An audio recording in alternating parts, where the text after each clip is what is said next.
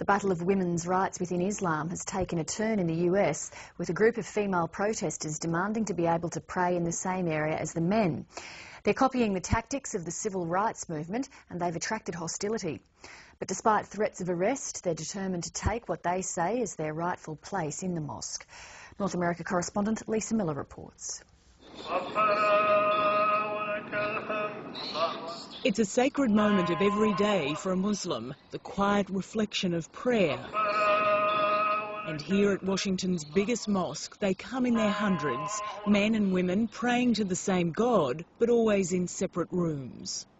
The fact that the women are cut off from the main congregation, they're very disconnected and don't engage in the process of what we're there for. If you mix it up too much and you've got kids there and you've got women there and families there, very soon the prayer itself changes its character, and I don't think Muslims would prefer that. The debate over a woman's place in Islam has come down to her place in prayer. It was here at the Islamic Centre of Washington that Fatima Thompson, a Muslim convert of 18 years, began her first protest. With several others, she walked in the front door, not the back, and took her place in the main prayer hall. They tried again weeks later and say they were harassed and threatened with arrest. When you're going to rock the boat, you know, when you're going to stir things up, I suppose we should expect a bit of hostility. Months later, they're ready to try again, this time at a different mosque in Virginia, and they've asked us along to witness their defiance. This mosque, Dar al-Hijra, has faced controversy before. Its worshippers have included 9/11 hijackers and the accused Fort Hood shooter, and its former imam, Anwar al-Awlaki, now rails against America from Yemen, and they're not happy to see the media. If you don't go inside and get authorization, you're not supposed to get a shot here, okay? We were originally parked inside, but once they saw the camera, they said we weren't allowed to film in there. We told them we wouldn't. We moved out to the footpath. Then they said they wanted our car off the property as well. We've done that.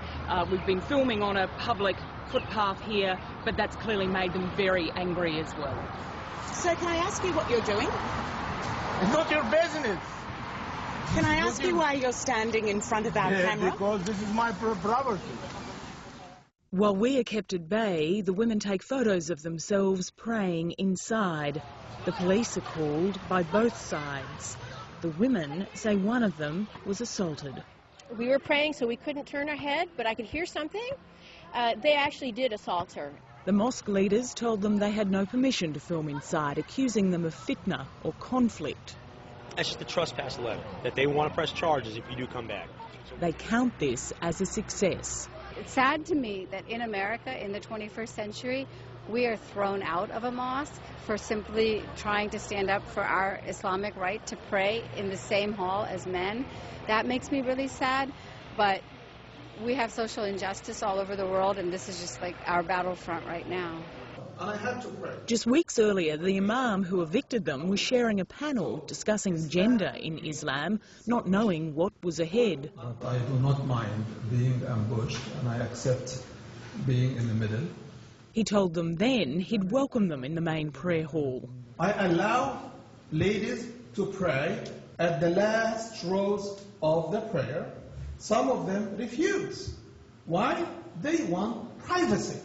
Others have argued prayers are an obligation for men, not women, that space needs to be kept for them, that having women in the room is distracting.